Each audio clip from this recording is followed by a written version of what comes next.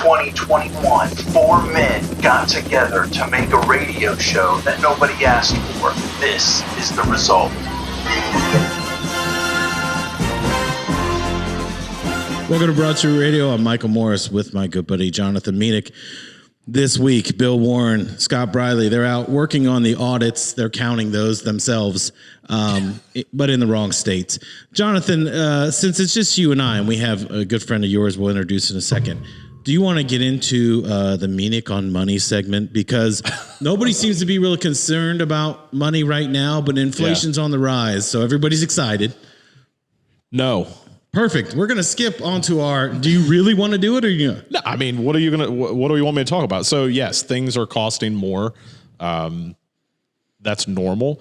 I think I looked at a statistic from 2009 till 2019 into 20. That 11-year period, inflation only hit 3% one time, and that was in 2011. Other than that, it's been below 2% almost every year. And nobody cared, but now all of a sudden, you know, it's gone up and shit's more expensive and people were upset about it. I'm like, look, it's normal. If you average out this year and with those other years, it's fairly normal. But this is cyclical. It'll go away. All this has to do with was supply and demand.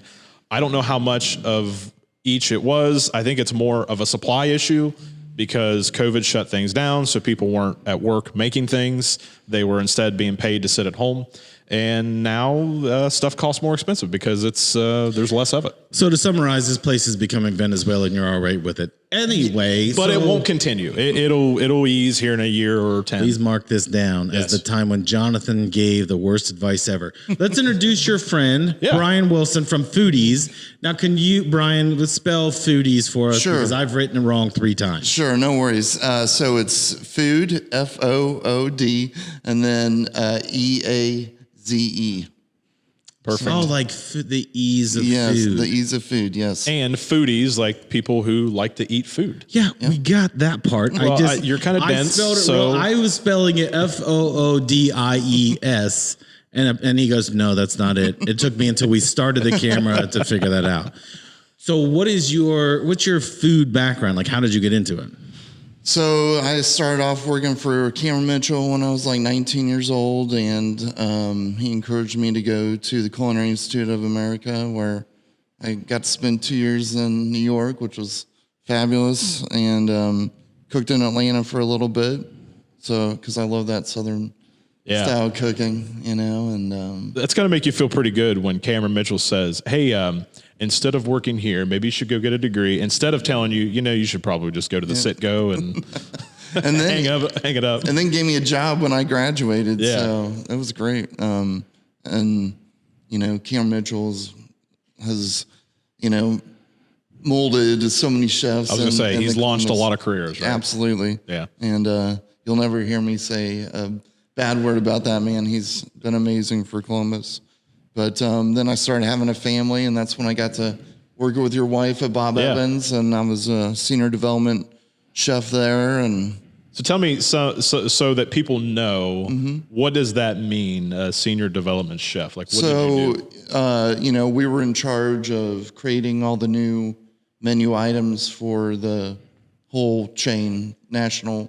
So 565 restaurants. Yeah. What's the best thing you made personally? I know you like the Heritage Chef salad. Yeah. And that's definitely a good one. But I don't know. I mean, I was proud of a lot of the stuff we did. I think we kind of pushed the brand forward a little bit. And no doubt.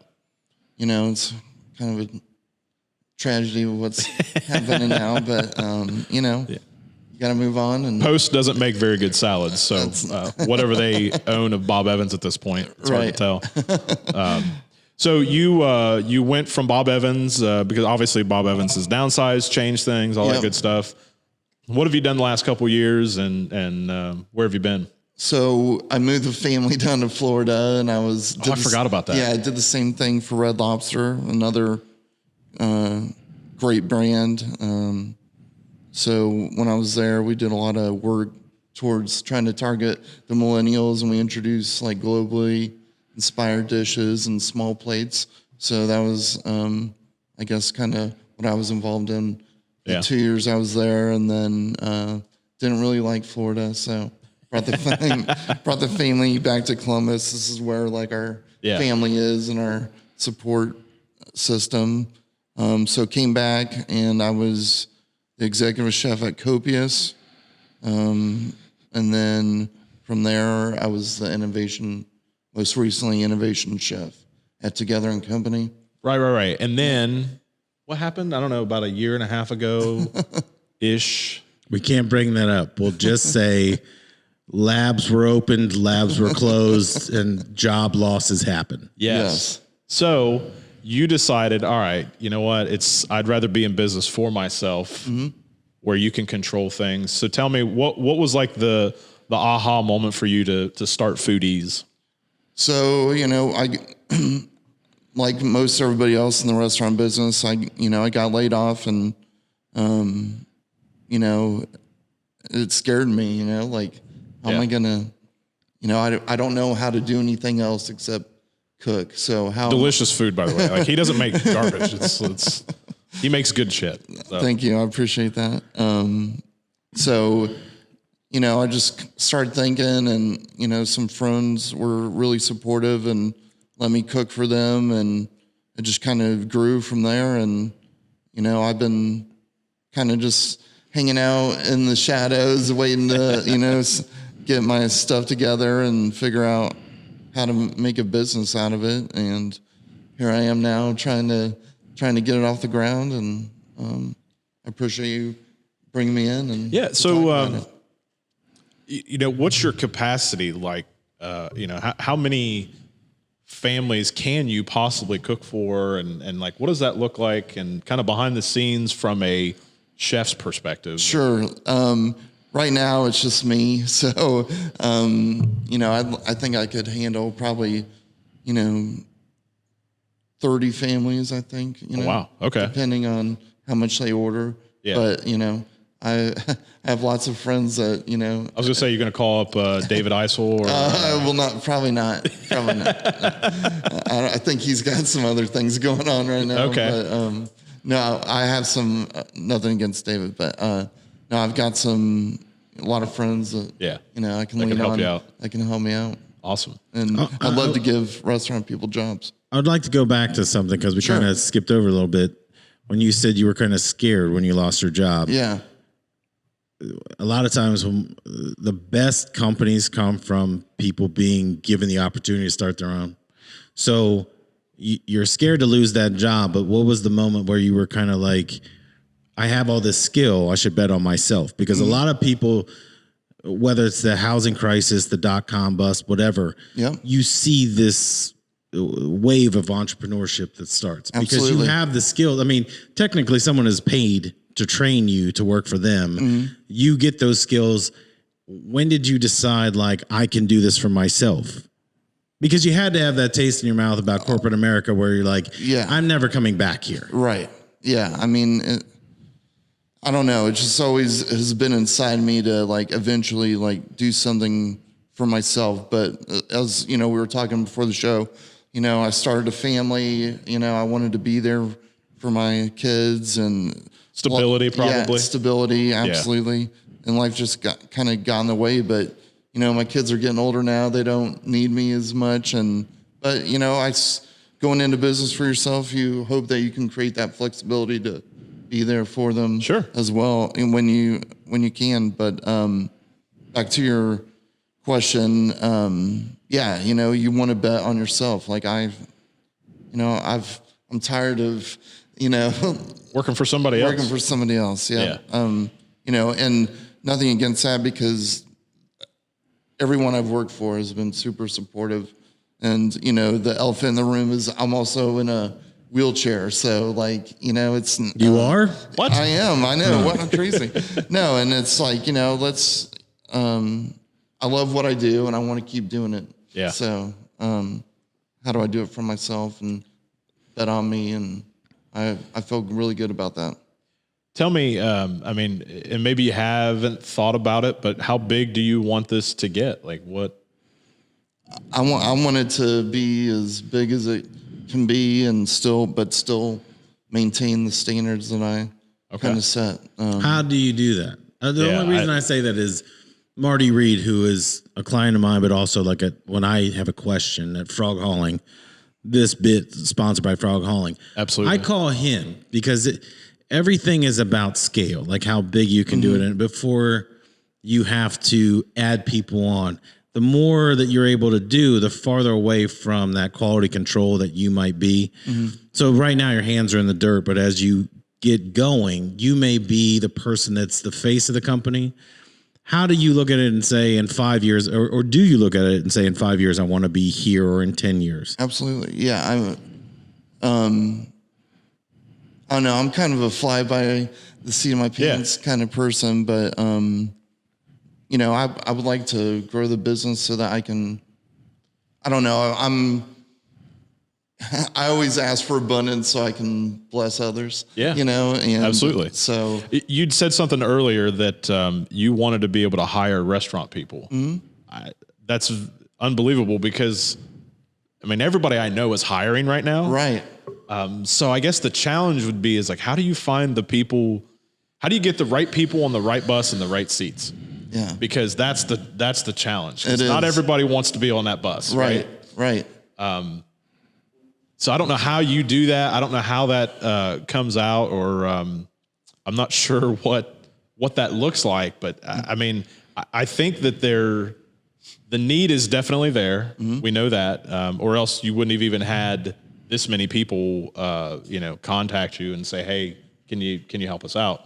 So, what route do you go? Like, what does that look like to you when you are taking on so many people? Now you have to hire help. Where are you going to find those people? I mean, you know, I have a great network just from, you know, being in this town, and it's a tight knit community. Even though Columbus is big, the restaurant community is, you know, pretty.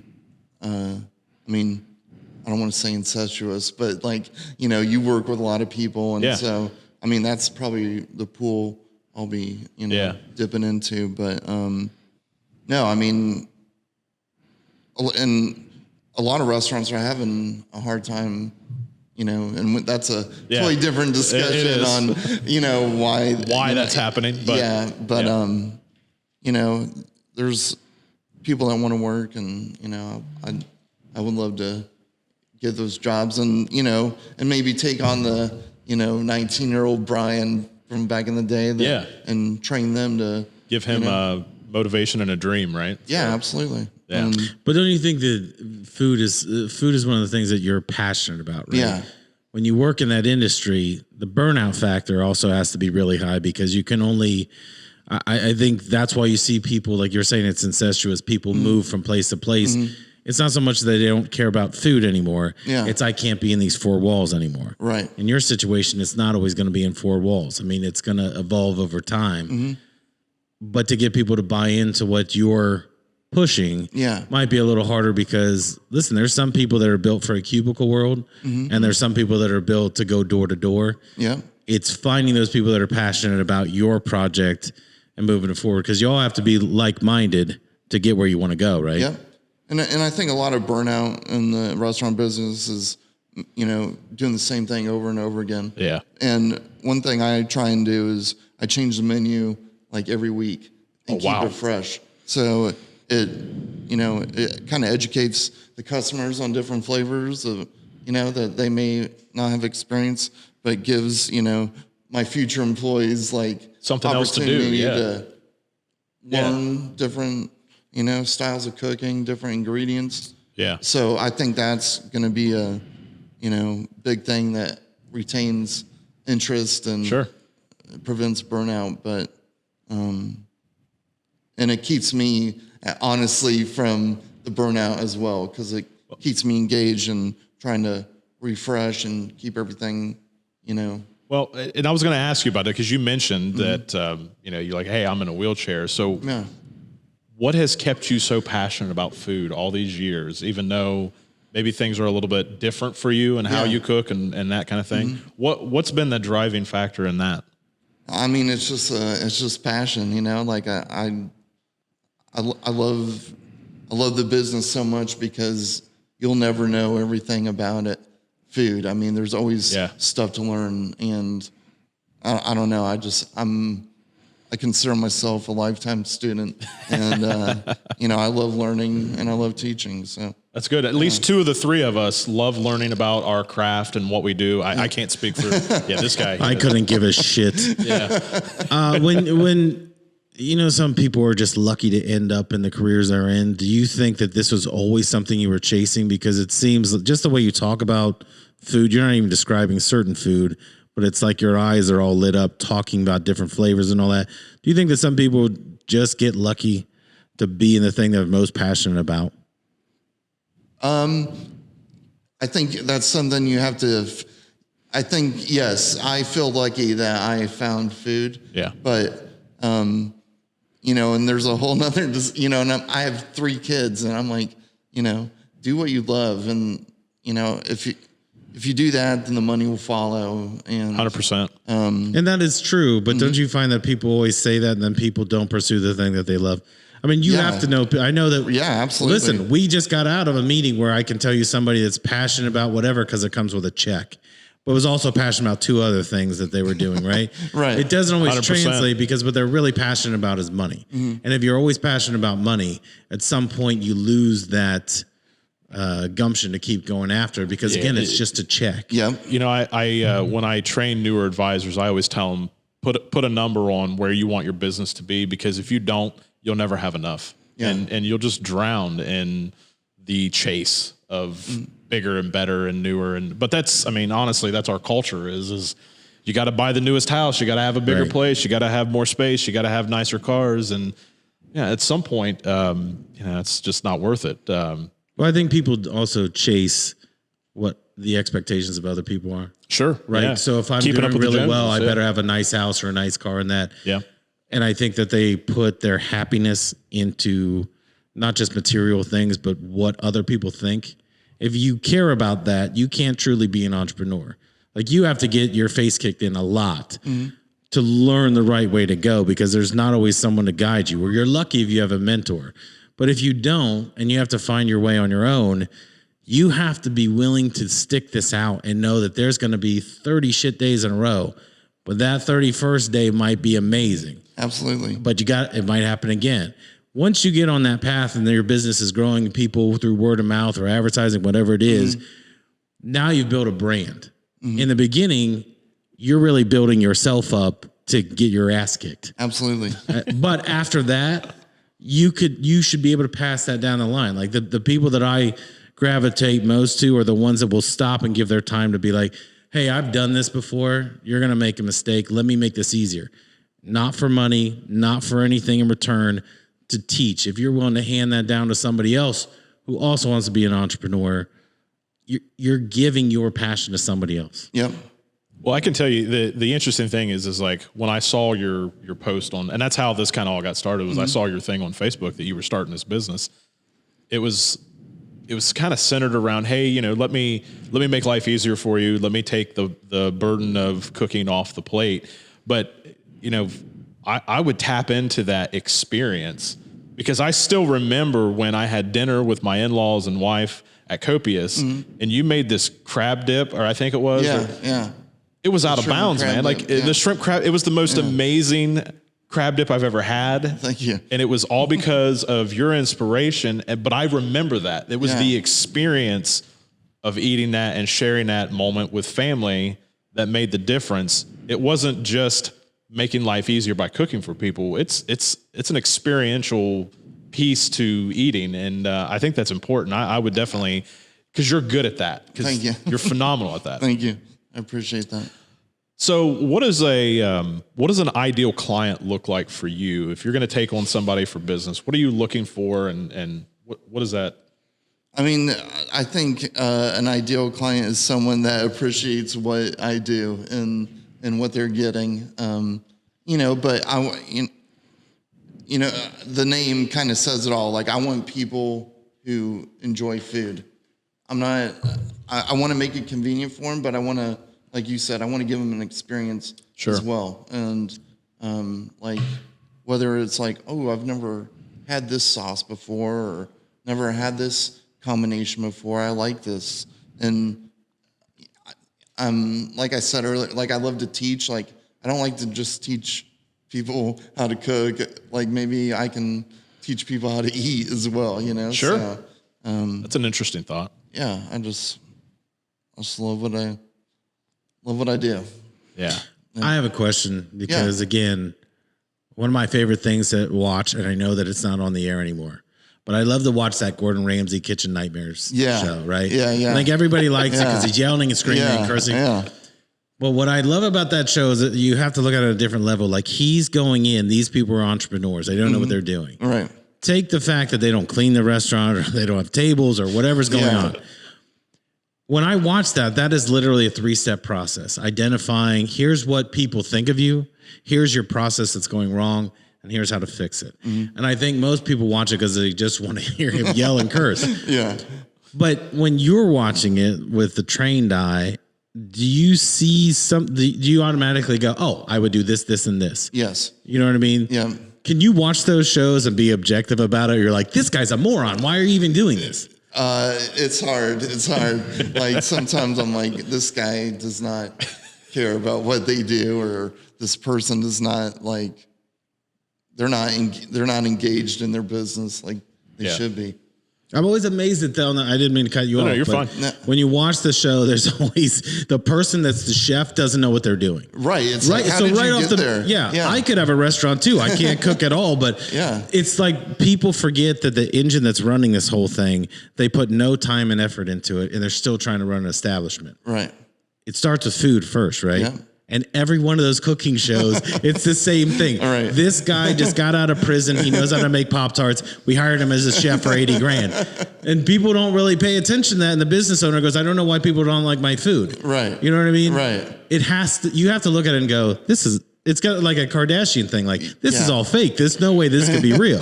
Exactly. I don't mean just their lips, face, and chest. I mean like they're just fake in general. Yeah. The restaurants seem real. There's a door, but the food is dog shit, right? Right. Yeah, it is. See, that's a show you should do on your own. You should go around to bad restaurants and fix their menus and all that. That's definitely a business that would keep me busy. So, do you watch Food Network TV? Are you engaged in that stuff, or do you try to distance yourself from I try that? and distance myself. Like Top Chef, like those guys are legit chefs. Like, I mean, they're like James Beard Award nominees and that. I mean, Who the hell is James Beard? He was like a Wasn't he a famous critic? Yeah, he was a. Oh, I thought he was talking about James Harden. Go on, so He's James a critic Beard. too, but, no, he was a critic for the New York Times, and every year they nominate different chefs from different regions of the United States, and if you get a James Beard Award, you're pretty damn good at what you do. So, actually, I think Ray Ray's was nominated for a James Beard Award. So really, so great. That's awesome. I mean, Ray Ray's is out of bounds, man. They're good. By the way, this show is now sponsored by Ray Ray's. By James Beard. Yeah. So what are some other shows that you see? Like what are your thoughts on Chopped? Like that seems like an impossible task. Is Chopped like that restaurant Impossible where it's like you've got 48 hours open this? For them, it's like they have to create a meal with whatever they get. They could give you like a bottle of water, a Red Bull, and a tomato, and you got to make 3 batteries. Yeah. You got to make some kind of meal out of it, right? Right. But see, that's like, I don't understand, because what's the point of that? I get that you're doing a challenge, but that's no different than like supermarket sweep. Like, that's dumb. Could you make a menu out of that and feed like 30 people? Probably not.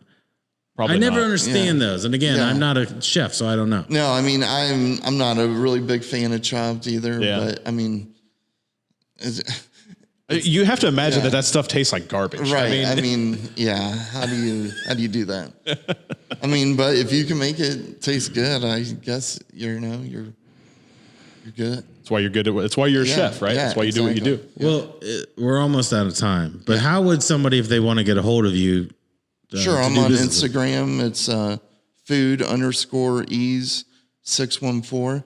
So you can direct message me, and I send out a weekly menu on Thursdays, and it's a Google form, so you can pick what you want, and you just leave your address, and then I'll reach out to you and let you know delivery times. And How does it get delivered? Do you use Uber Eats or do you have drivers? no, I have a teenage son, so he's a great driver. Good kid.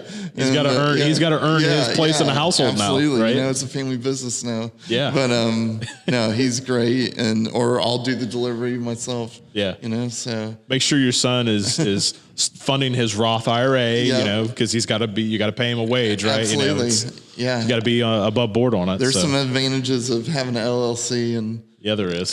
What you can pay your kids. So. Having some undocumented workers that live in your house. Exactly. He's like, I fed you last night and I housed you for 16 years so far, so I think we're good. Yeah. Before we leave, what if somebody was to ask you, like, your elevator pitch? What is the thing that you'd want people to know about you? If you had 30 seconds to tell them who you are, what you do, and why they should be doing business with you. Sure. I love Columbus. I am passionate about what I do. I want to help you by saving time in your life. Like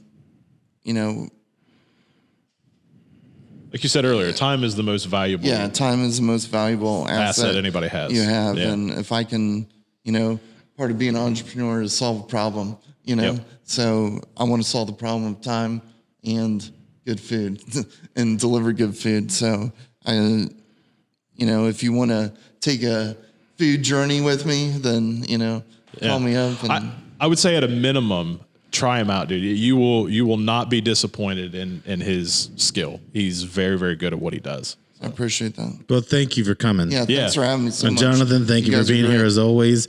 You've been listening to Broad Street Radio. We will see you next week.